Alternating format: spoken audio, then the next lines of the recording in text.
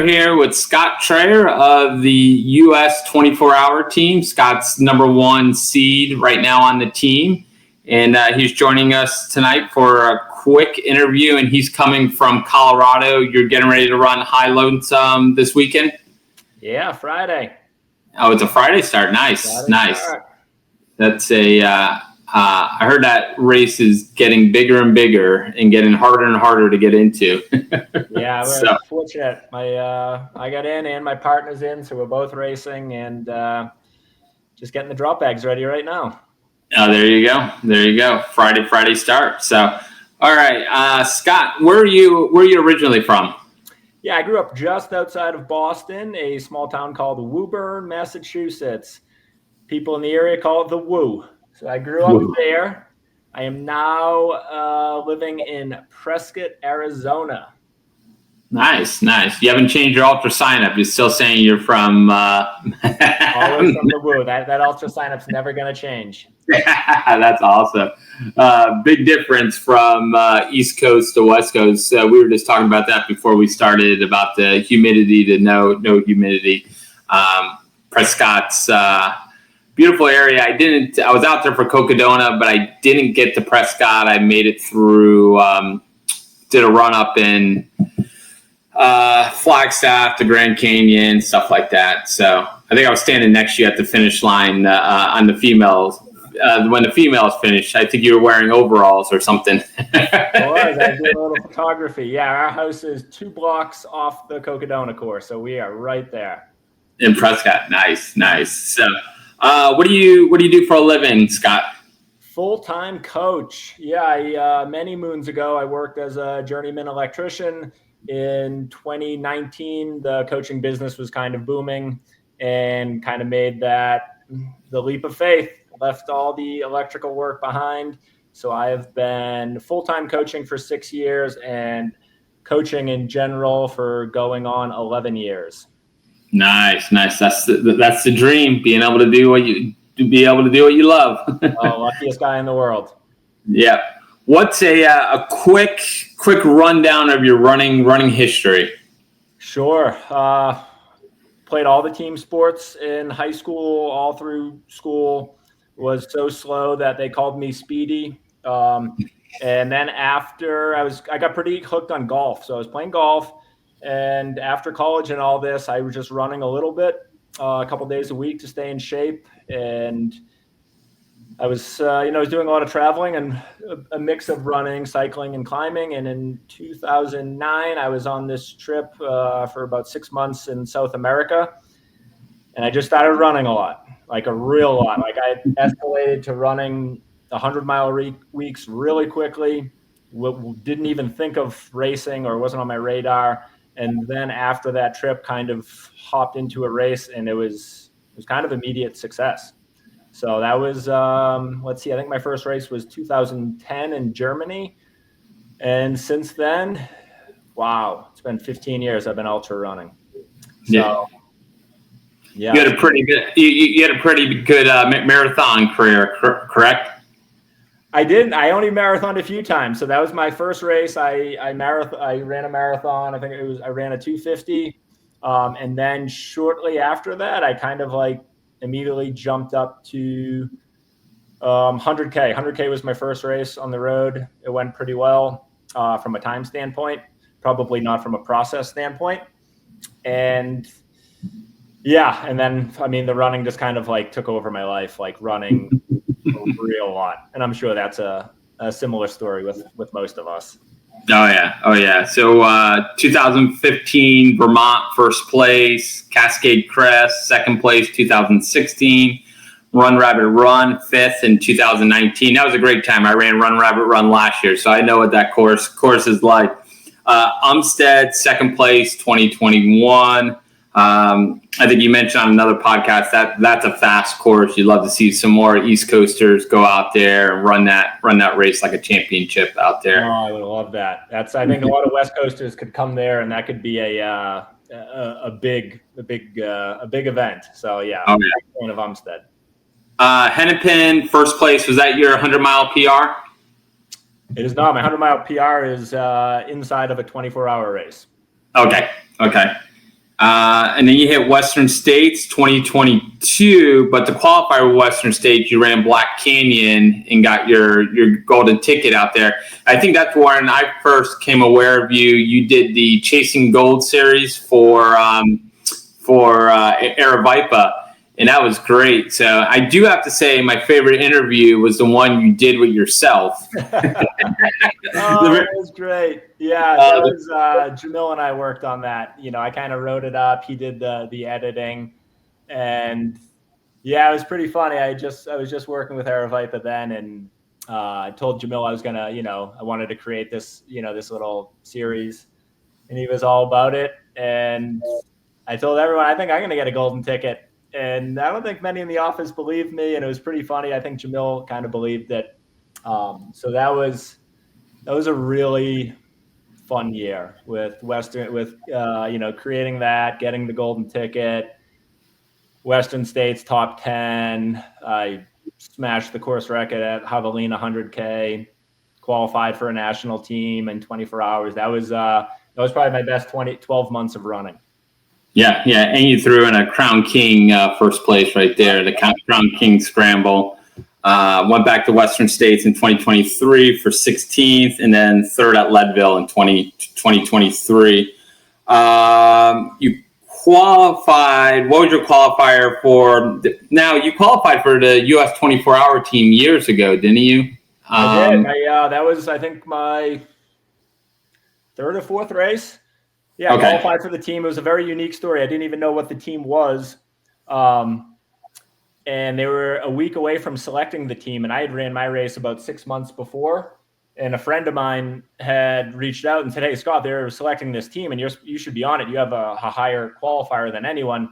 And he actually reached out to the track and field national team. They then reached back out to the race that I ran because it was a USATF sanctioned race. And they offered me a spot on the team. But at the time I didn't have much money, and they weren't willing to put in any money. So it was kind of one of those things. Congratulations, you made the team. Tough luck, you don't have any money. We're going to choose the next participant. Thanks a lot, US Track and Field. But then 2021, you qualified at Desert Solstice with 152 miles. And then at the IAU, we were talking about this beforehand, you got sick right before the championships in Taipei. But you turned around and went and ran Desert Solstice. What was it? Was it about a month gap between the two, or a couple weeks? I think it was less than 2 weeks. Less than 2 weeks. Like 2 weeks, yeah. The only reason I ran the race, too, because I lived 10 minutes. At the time I was living in Scottsdale, so it was literally 10-minute drive to the track. If it doesn't go well, it's only a 10-minute drive home. It's not like I'm hopping on a plane. So I figured, all right, let's just go there and see what happens. And it was a good day. Yeah, I think you smoked it on the first half of it, and then cruised through. If I recall, they were live streaming it, but there wasn't many people in the race, and so I think there's like 2 or 3 of you.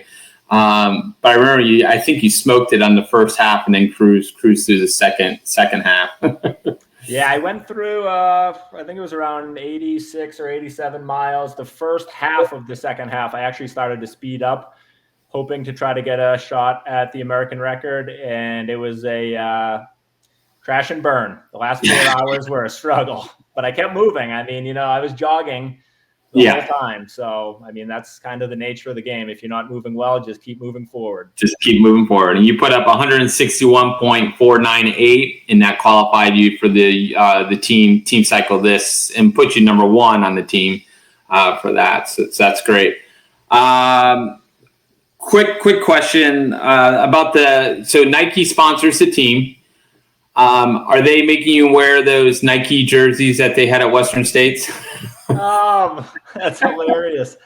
I think I would actually prefer to wear that than the uniform that they provide us. I didn't really love that Western States kit, but I think I like it better than the traditional kit that they provide us for racing in. Yeah, I think they scrambled at Western States, seeing that with Caleb Olson, I think Abby Hall are both Nike sponsored. They're like, oh crap, maybe there is something in trail running and ultra running for Nike. Yeah. So Nike sponsors the team, but they don't necessarily give funding. They give some funding too. Do you know what the numbers are for this cycle? I don't. Yeah. So Nike is the sponsor for U.S. track and field, and they give, I actually forget the statistics, but they give a lot of money. And then that money comes into U.S. track and field, which probably pays some of the bills. And then all of that money then gets dispersed to all the track and field athletes across all of U.S. track and field, with, of course, the sprinters in the Olympics taking the biggest prize pool, which they should. I mean, they get the most views, and it's an exciting sport. Ultra running is not so exciting. So it is a little disappointing that I think in the Taipei team, it was, I believe they were giving each athlete $650. And then Pam Smith, coach of the team, did a phenomenal job raising money. So fortunately, nothing had to be spent out of pocket for our athletes, but that was mainly because our community, the ultra running community. Yeah. I remember Pam posting the link. I think they were doing a GoFundMe or something. I remember sponsoring that. And then I said 2 years ago, I go, we should put together a fundraiser. And that's what we're trying to do this cycle. So we're trying to do a 24-day virtual race where you got to put up 140 miles, which is a qualifying standard for the men. So you guys get 24 hours, we get 24 days to do the virtual. And so, and all the funding is going to the US 24-hour team. So that's our goal. To help out the team this year as much as we can. So we may get traction this year. If not, we're going to keep going. So over the next couple of years, this doesn't become an issue with the 24-hour team. That's awesome. Thank you. Yeah. Nancy Hobbs has done a great job of trying to get funding for our ultra teams. She is the chairperson for U.S. track and field. But I think one of to kind of like go on a tangent here, I think the big issue, at least that I see, is like media brings in money, right? If you have good media and you have a lot of photos and just compelling stories on media, it attracts people. And if I think of what differentiates, if I think of like the trail team that's going to Camp Frank this year, they have some great photographers and videographers going over there to capture a lot of this. Yeah. And I mean, to be honest, in Taipei, one of the athletes on the team, Mandy, had paid for Howie Stern, who is an amazing photographer, to come out, and she paid for that out of her pocket. But I mean, my opinion is if maybe U.S. track and field could carve out some money to get some photographers and stuff over there, I think we might see a little bit more interest in 24-hour running, and then that would, of course, come with a little bit more money. Yeah, I think what I was surprised about over in Taipei was they didn't even have a live stream of the event. I think they had a camera set up, but that was it. And I'm like, why aren't we live streaming this event? I mean, you saw what Cocodona pulled in for viewership, and then Western States just totally blew that out of the water. And a lot of times you're not looking at anything at Western States, where in a 24-hour event, you can have a camera and you're always seeing the runner. You can follow that runner. It's, I think it's a funner event to live stream. Western States is great, but the 24-hour, you can keep track of the runner a lot closer on that, especially on a mile course rather than a 100-mile course. So you always have cell phone coverage. Yep. Yeah. Maybe someday. I don't, someone will hopefully. Desert Solstice, they do a good job, but that's kind of the only event that I see in the 24-hour space really getting good coverage.